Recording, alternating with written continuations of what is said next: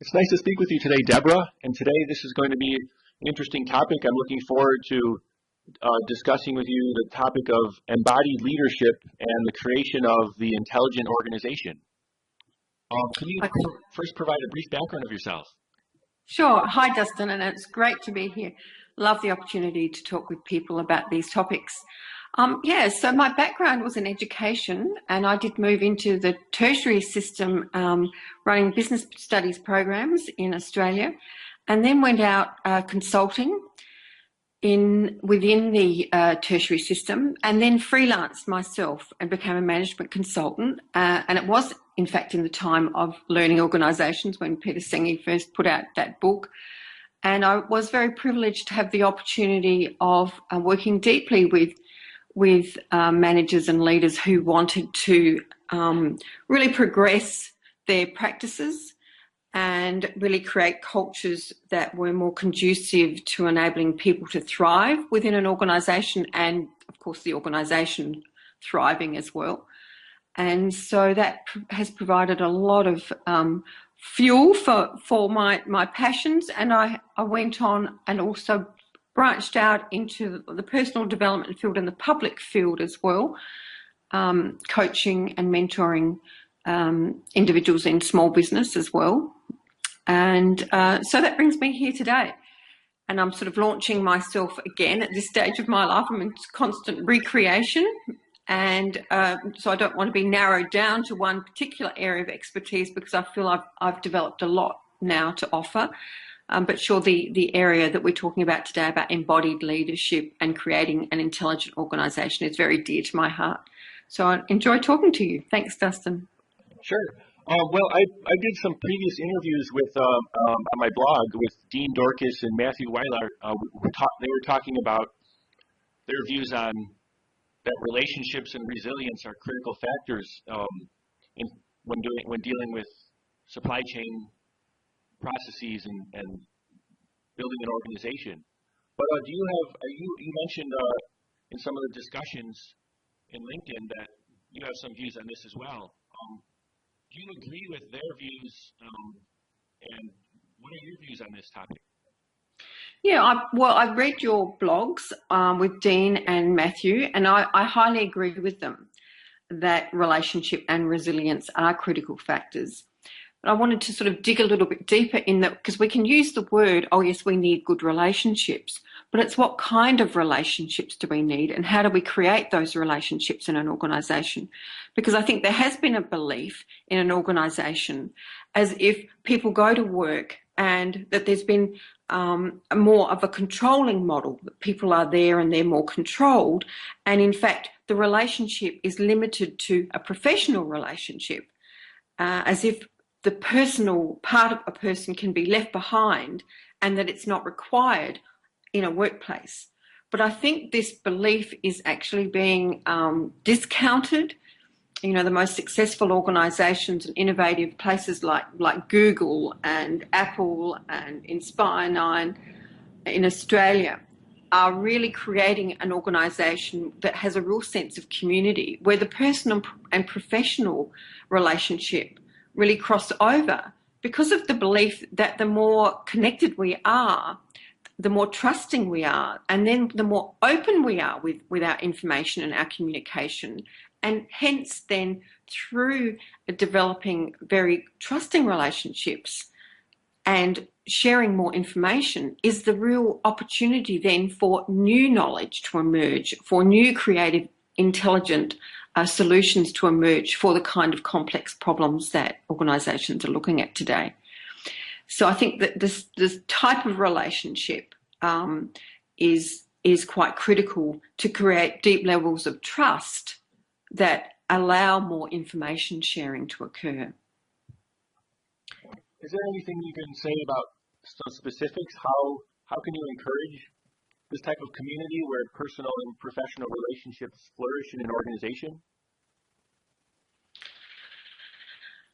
Well, I think one of the starting points is ourselves, you know, having a look at ourselves and the way we interact with other people and how we actually do very quickly I mean, I have never spoken to you before, Dustin, but I feel that we had a brief conversation before we started this interview, and so that we could connect. I connected with you a little bit about your work in China and your passions, and you connected with me a little bit about that, so that we could in fact engage in a conversation and trust one another and share, what we're deeply passionate about. So I think we have to have a look at how we are our own beliefs, whether we're coming across as a controlling, style manager, whether we believe we need to control people, or whether or not we believe we can trust people and develop trust, and then through trust have what I'd call a freedom within limits approach, where people are very clear on, the identity, the mission of the organisation and their role in that. And then they can access the information they need through open systems and share information openly. And through that sharing, we can have exponential intelligence being created. And I want to go back in history a little bit, in that, we've had three major waves of exponential new knowledge developed in our human evolution. And the first of those was when we went from caveman to living in community and creating like agrarian communities. And so we settled in one place. And to settle in one place, we then formed more intimate relationships. And through those more intimate relationships, we had more sharing of language. And those intimate relationships require trust, and I'll use the word love.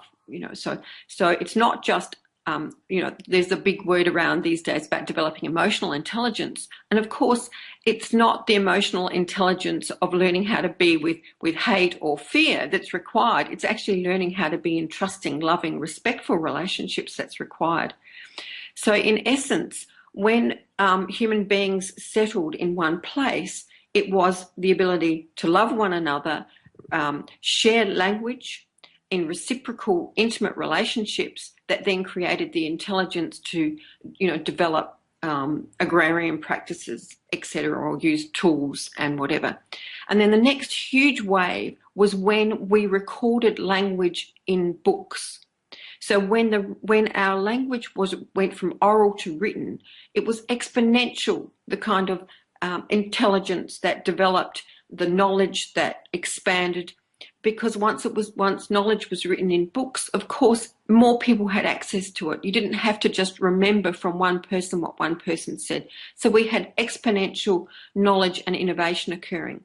And then, of course, the next one, of course, was technology. And the technology we're using today, so that we can talk and we have this open sharing of information right across the world, which has absolutely expanded our ability to develop an intelligence. But with that has to maintain our connection with the ideas that were coming to our body, our emotional body, our felt experience, because our language does come from our lived experience. Right from like when a baby's born, language is developed through the relationship with its mother, through that felt experience, which is trusting and loving and safe. So in fact, the more we can create safety, love, trust, the more intelligent we can be. But if we are working in an organisation that is fear-based, control-based, punitive, we are limiting the intelligence of the organisation. We limit the information that's shared. We limit the openness about what's working and what's not working. Does that make sense? Yes, and the question that comes to mind is, how important is individual responsibility in this? Does the individual need to be committed to their own personal development for this to work? Definitely. Absolutely. Absolutely. It is critical. Absolutely. That if, you're in a university, and I think we've also had this mindset as if we become educated, we go through the school system. Fortunately, a lot of people now have the opportunity to go through graduate school or university. But then a lot of people think that, have thought that that's it. I've got my skills for my job. That's it. But today there is now a huge belief of lifelong learning. We never stop. You know, people have multiple degrees. Learning on the job, the experiential learning on the job is absolutely critical. We are constantly learning and evolving. And I even had the opportunity to care for my mother until her passing. And I can tell you that right until the day that she died, she was still learning. She still had insights. So I really think that there needs to be this shift of that learning just doesn't occur in like institutions and universities. It is lifelong, and it's not just learning about our technical needs, the technical needs for a job, whether you're an accountant, whether you're an engineer or whatever, are required.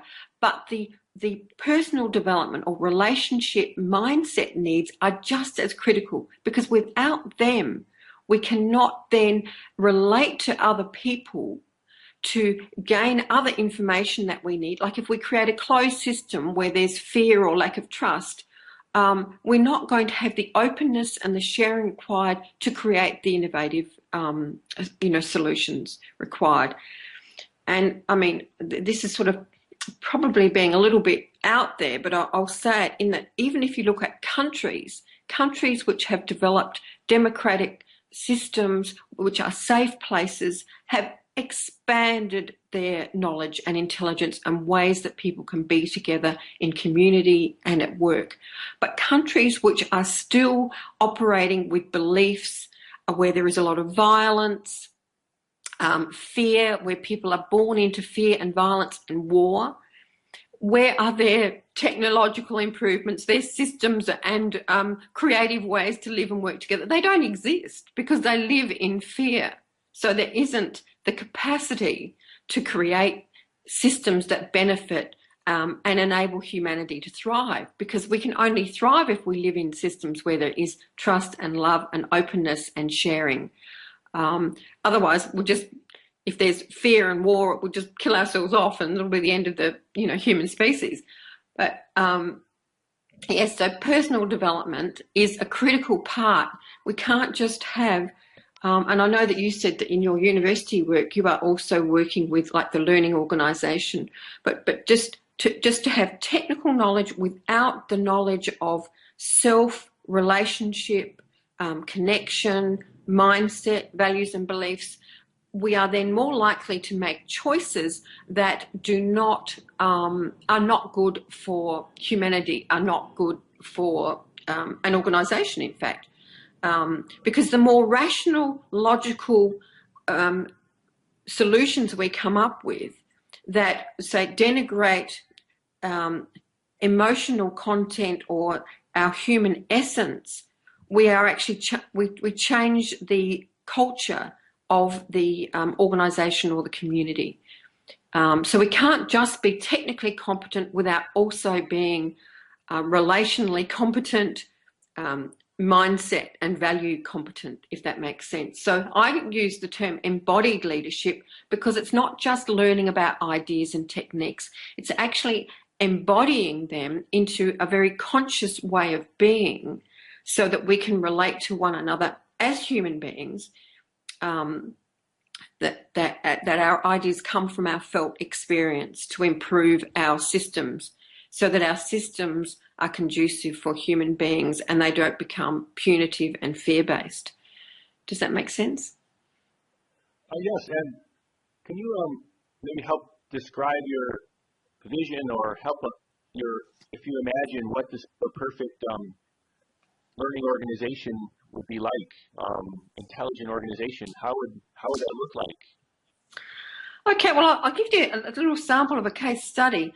I had a manager come to me to work with his team, his department. He realised he was a scientist. He worked in a scientific organisation, and they had produced great results over his 30-odd years. But he wanted to retire. And he wanted to make sure that he left his department thriving. And he realised that there were some things that he didn't know along the way, which were more to do with the people than his science.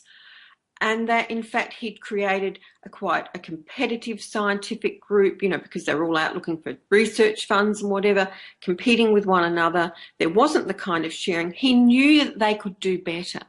So he took me on board, and I worked with him for about a year. And at the beginning of that time, yes, people were closed. Sure, they were doing their own projects, but they were very closed. They kept to themselves. They didn't share resources. It just wasn't a very, comfortable place to be, really. And sure, people were producing an outcome, but it could have been better. So I worked with him, and I'll just go to the end. The outcome was he and I sat at the back of a room, and this it was a group of about 40 people. They had organised their own conference. You know, they developed this team, which included from the most junior person to the most senior scientist, to work on where they'd come to throughout that year and their visions for the next year. They totally self-organised it. There were now cross-functional teams. There was sharing of resources. There were people coming to work smiling, enjoying their work. There was more funding available because they'd won more, funding. There were more resources to do the work that they wanted to do. So, I mean, that was the kind of outcome. Is there weren't the silos, there weren't the barriers. This is mine and this is yours. It was much more looking at a bigger picture of, well, what are we here for, and what resources do we need, and how can we share that openly with one another. So it was absolutely entirely different. Even though the first one, you could say at the beginning, it was still a productive organisation, but now he could really leave that group knowing that the people were leading it themselves now. Like there was a lot more leadership right across the group, leadership and even what I'd call fellowship, because as a leader you need to know when to follow. You need to know when, because it can't just be your ideas. You have to